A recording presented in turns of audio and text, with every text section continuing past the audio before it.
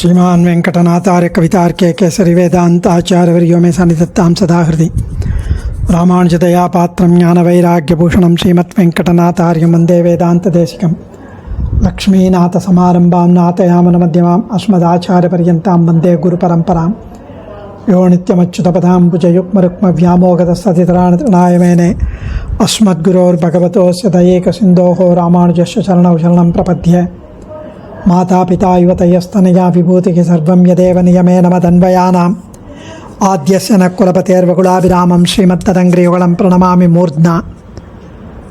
சுவாமி நம்மாழ்வார் ஆச்சரியமாக அருளிச் செய்த திருவாசிரியம் என்ற பிரபந்தத்தில் 3 பாசுரங்கள் இதுவரை அனுபவித்தோம்.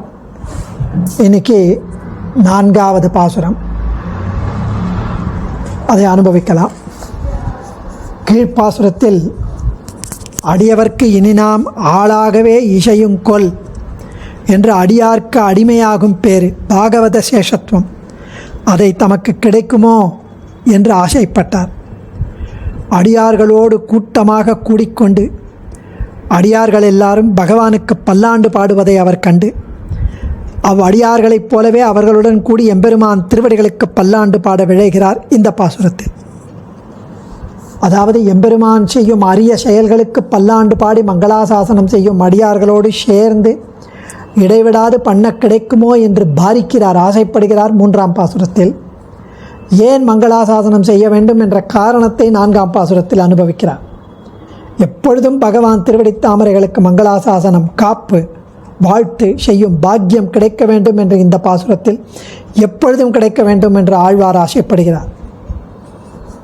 ஊழிதோரூழி ஓவாதே வாழிய என்று யாம் தொழ இசையும் கொல் யாவகை உலகமும் யாவரும் இல்லா மேல் வரும் பெரும் பாழ்காலத்து இரும் பொருட்கெல்லாம் அரும் பெறல் தனிவித்து ஒரு நாள் ஒரு தானாகி தெய்வ நான்முகக் கொழுமுளை ஈன்று முக்கண் ஈசனொடு தேவு பலனுதலி மூ உலகும் விளைத்த உந்தி மாயக்கடவுள் மாமுதலடியே ஊழிதோரூழி ஓவாதே வாழிய என்று யாம் தொழ இசையுங்கொல் யாவகை உலகமும் யாவரும் இல்லா மேல் வரும் பெரும் பாழ்காலத்து இரும் பொருட்கெல்லாம் அரும் பெறல் தனிவித்து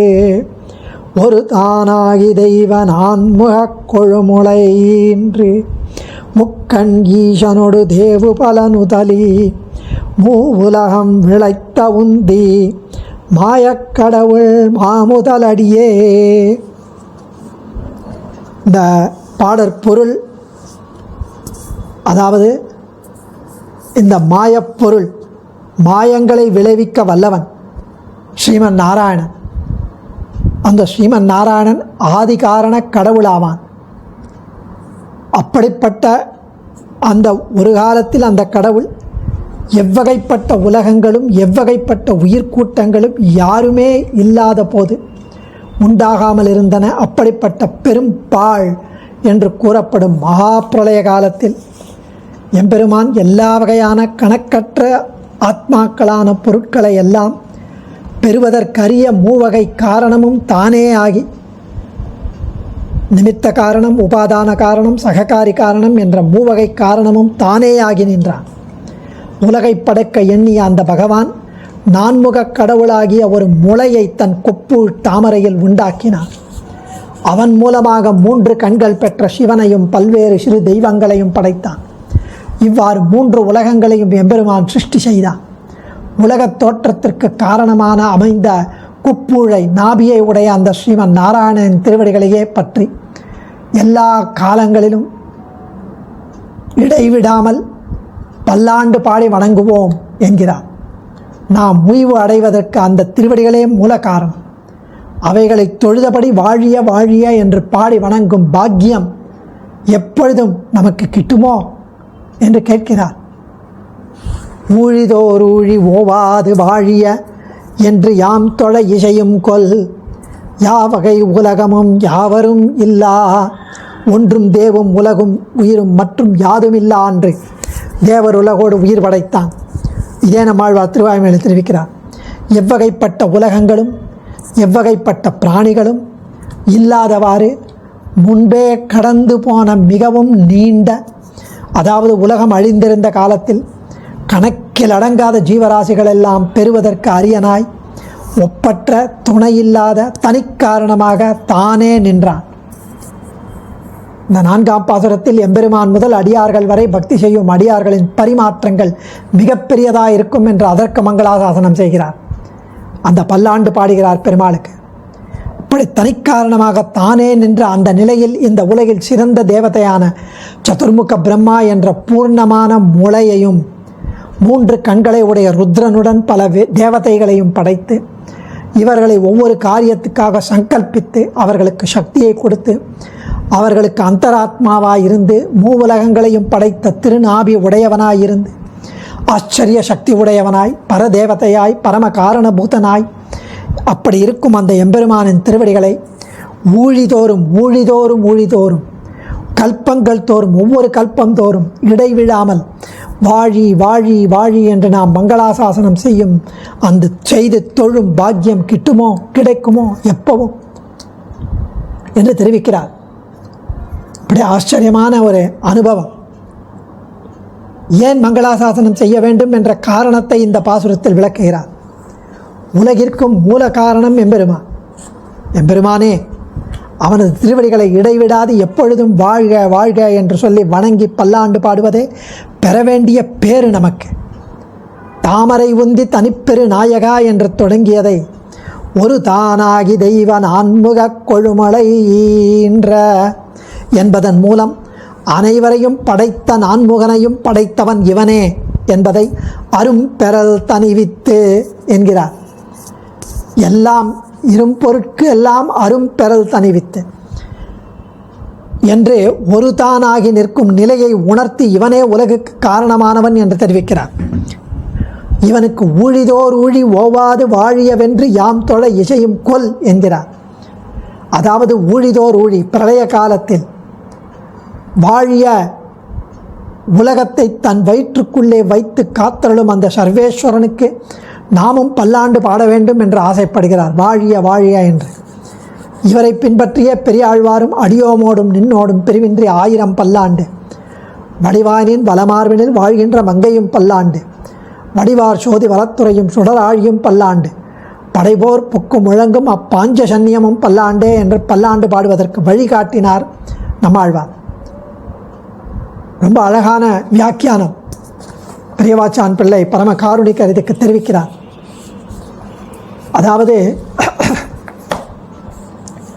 இந்த அவதாரிக்கையே ரொம்ப அழகாக 3ஆம் பாட்டில் பக்தி செலுத்தும் விஷயத்திற்கு எல்லை எவ்வளவு என்று ஒரு கேள்வி எழ சர்வஸ்வாமியான எம்பெருமான் தொடங்கி அவன் அடியார் வரையில் பக்தி விஷயமாக்க வேண்டும். பாகவத பக்தி வேண்டும், பாகவத சேஷத்துவம் வேண்டும். அப்படிப்பட்ட பக்தர்கள் பாகவதர்களுடைய வாழ்க்கை நடைமுறை எப்படி இருக்கும் என்று கேள்வி எழ அதற்கு பதில் உரைக்கிறார் இந்த பாட்டு. எம்பெருமானுக்கும் அவன் அடியார்களுக்கும் பல்லாண்டு பாடுவதையே இயல்பாக கொண்டவர்களாக இருப்பார்கள் பாகவதர்கள் என்கிறார். பெரியாழ்வார் ஆண்டாகிய வருடத்தை முதலில் வைத்து அதை பலவாக்கி 1000ஆக்கி கோட்டியாக்கி பெருக்கி மங்களாசாசனம் செய்தார். பல கோட்டி 100,000 பல்லாண்டு. இவர் அதெல்லாம் திருப்தி அடையலை. இவர் ஊழிதோறு ஊழின்னு கல்பத்தை முதலில் எடுத்துட்டார். அவருடைய மெஷரே இயரில் கல்பம். அதை மேன்மாலாக பெருக்கி ஊழிதோர் ஊழி ஊழி என்கிறார். கல்பந்தோறும் கல்பந்தோறும் அக்னிஹோத்திரத்தை தினந்தோறும் குறிப்பிட்ட வேளையில் செய்த போதிலும் நித்யா அக்னிஹோத்திரம் என்று பெயர் பெறுவது போல இந்த மங்களாசாசனத்தை ஒவ்வொரு கல்பத்திலும் சில சமயங்களில் செய்தால் போதுமோ என்றால் கிடையாது. ஓவாது எப்பவும் எல்லா காலத்திலும் கல்பம் முழுக்க ஒரு கணமும் இடைவிடாது செய்ய வேண்டும். அப்படி மேலுள்ள காலமெல்லாம் செய்யப்போகிற காரியம் என்ன அப்படின்னா வாழிய என்று, வாழ்க என்று பல்லாண்டு பாடுவதையே செய்ய வேண்டும். வாழியவென்று முதல் பாட்டில் எம்பெருமான் சேஷியாய் சுவாமியாய் இருக்கும் பெருமையை தொடங்கி 3ஆம் பாட்டில் அது அவனுடைய அடியார் வரையிலும் செல்கிறது என்று அனுசந்தித்து இந்த பாட்டில் அந்த அடியாருக்கு அடிமைப்பட்டிருக்கும் பெருமையை உடையவர்கள் அந்த எம்பெருமான் திருவடிகளுக்கு பல்லாண்டு பாடுவது என்றும் நடக்க வேண்டும் என்கிறார், யாம் என்கிறார். இசையுங்கொல், தொழுகையாவது மங்களாசாசனம் செய்வது. அந்த மங்களாசாசனம் செய்வது இசையுங்கொல். இந்த பேர் நமக்கு கைகூடுமோ, கிடைக்குமோ, இது அவ்வளவு அரிதோ அப்படின்னா, ஆமாம், எனக்கே என்று நிலைத்து போந்த நிலை தவிர்ந்து எனக்கு வேணும் எனக்கு வேணும் எனக்கு வேணும் இந்த பல்லாயிரக்கணக்கான பிறவிகளாக நம்ம கேட்டுருக்கோம். அதை தவிர்த்து எனக்கும் உனக்கும் என்கிற நிலையும் போய் இப்பொழுது உனக்கே என்னும் நிலை ஏற்படுவது மிகவும் அரிதில்லையா? இப்படி மிக்க அரிதான இந்த பேர், இந்த ஆனந்தம், இந்த அன்பு, இந்த இன்பம், இதை பெற ஆசைப்பட்டு இசையுங்கொல் என்கிறார். இது கைகூடுமோ? இப்படி பிரார்த்திக்கிறதே அவனுடைய எந்த செயலை அனுசந்தித்து நீங்கள் பிரார்த்திக்கிறீர்கள்?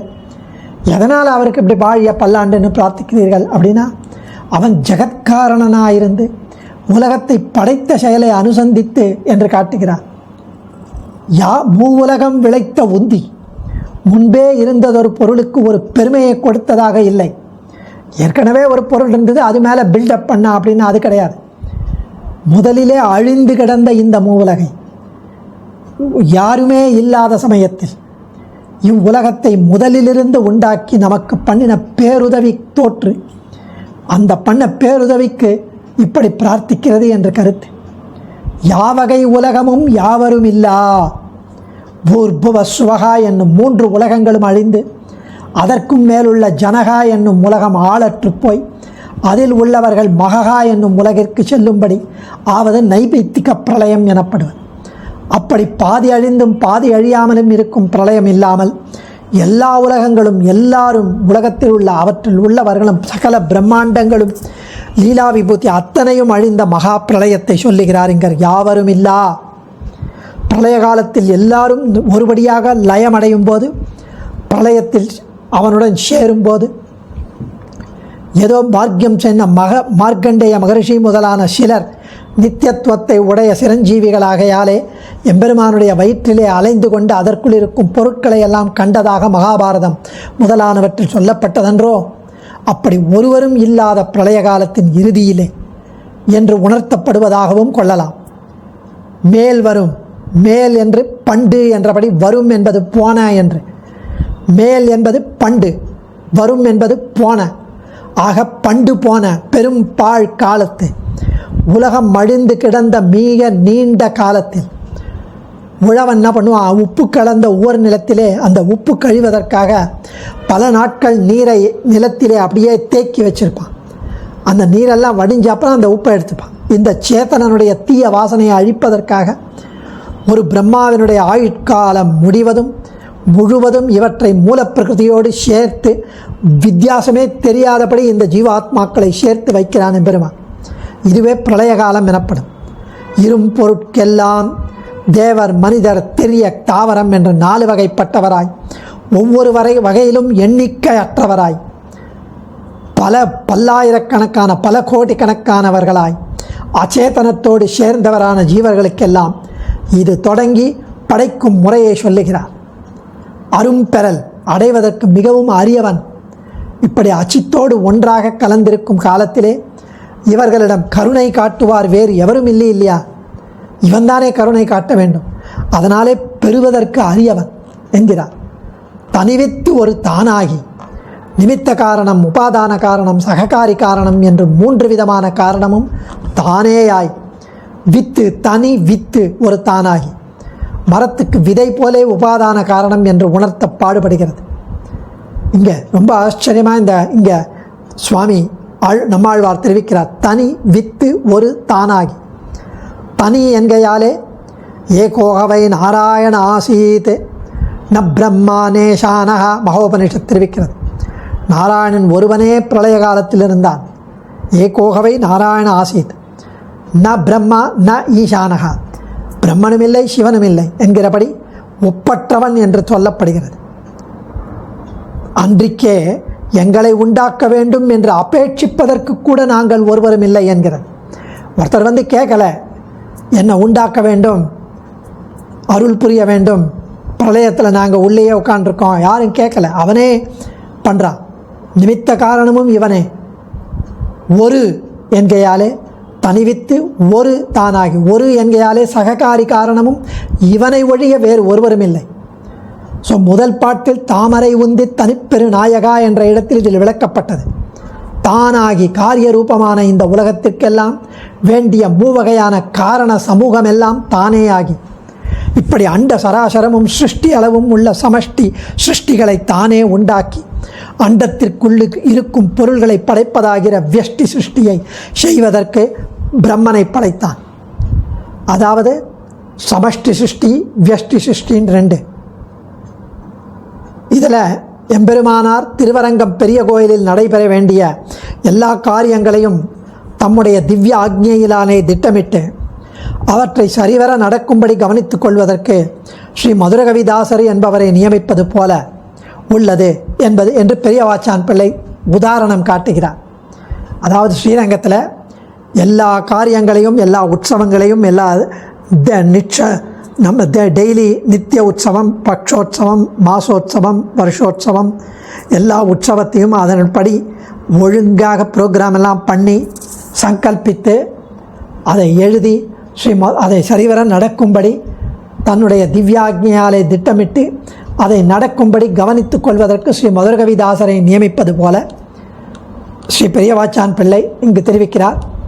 தெய்வ நான்முகன், தெய்வங்களில் ஒருவரான நான்முகன் ஆகிற கொழுமுளை ஈன்று நிறைவுடைய முளை போன்றவனை படைத்து அந்த அந்த அந்தி அந்த உந்தியிலிருந்து வந்த தாமரையிலிருந்து அண்டத்திற்குள்ளிருக்கும் காரிய பொருள்கள் அனைத்தையும் உண்டாக்குவதற்கு உறுப்பான ஒரு சக்தியை அவனுடைய அந்தராத்மாவாக அந்தரியாமியாக இருந்து நியமிக்க அப்படிப்பட்ட பிரம்மனை படைத்து என்று கருத்து. பிரம்மன் ஒருவன் மாத்திரம் சிருஷ்டி, ஸ்திதி, சம்ஹாரங்கள் மூன்றையும் செய்ய முடியாது. ஆகையால் பிரம்மன் படைத்த பொருள்களை சம்ஹரிப்பதற்காக அவன் மூலம் சிவனை படைத்தபடியை சொல்லுகிறது. அடுத்தபடி முக்கண் ஈசனொடு தேவு பல ஈன்று சம்ஹாரம் செய்வதற்கு தக்கபடி நெற்றிக்கண்ணை உடைய ருத்ரனோடு கூட மற்றும் லோக வியாபாரங்கள் நடத்துவதற்கு வேண்டிய இந்திரன், வாயு, வருணன், யமன், அக்னி முதலான பல தேவர்களையும் உண்டாக்கினான். இப்படி பலரையும் படைப்பதற்கு அவன் மிகுந்த முயற்சி எடுத்துட்டானோ, கஷ்டப்பட்டு பண்ணானோனா இல்லை. முதலின கருதி சங்கல்ப மாத்திரத்தாலேயே உண்டாக்கினான். மூவுலகம் விளைத்த உந்தி, கீழும் மேலும் நடுவுமாய் மூவகைப்பட்ட எல்லா உலகங்களையும் உண்டாக்கினது அவனல்ல, அவனது திரு உந்தி என்று ஒரு தாமரையாய் அதன் மூலமாக வன்றோ இந்த லீலா விபூதியை உண்டாக்கினான். அப்படிப்பட்ட மாயக்கடவுள், ஆச்சரியமான சக்தி உடையவன், பரதெய்வம், அத்தியாச்சரிய பூதன், மாமுதல் மாயக்கடவுள், உலகனைத்துக்கும் பெரிய காரணமான மாயக்கடவுள் என்று கொள்ளலாம். மாயக்கடவுளுடைய முதல் அடி என்று கூட்டி ஆச்சரியமான அந்த கடவுள் சக்தி உடைய அந்த பரதேவத்தை அவனுடைய ஜெகத்காரணமான திருவடி என்றும் பொருள் கொள்ளலாம். திருவடி என்பது திருமேனிக்கு உபலட்சணம். ஸ்ரீ விஷ்ணு புராணத்தில் அஸ்திர பூஷணாத்தியாயத்தில் திருமேனிக்கும் ஜெகத்காரணத்துவம் சொல்லப்பட்டது இல்லையா? அதுபோல ஆச்சரிய சக்தியுடைய பரதெய்வதமாய் பரமகாரணமாய் இருப்பவனுடைய திருவடி என்று சொல்லுதல். மாயக்கடவுள் என்ற அவனுடைய பரம பிராப்பியமான திருவடிகள், அந்த திருவடிகள் வாழிய வாழிய வாழிய என்று யாம் தொழ இசையும் கொள். அப்படி நாம் தொழுது கல்பந்தோறும் தொழுது எப்பொழுதும் தொழுது கிடைக்குமோ அந்த பேர் உன் சேவடி செவ்வி திருக்காப்பு என்று தலை கட்டுகிறார். அடியேன் தன்யோஸ்மி. ஆழ்வார் திருவடிகளே சரணம்.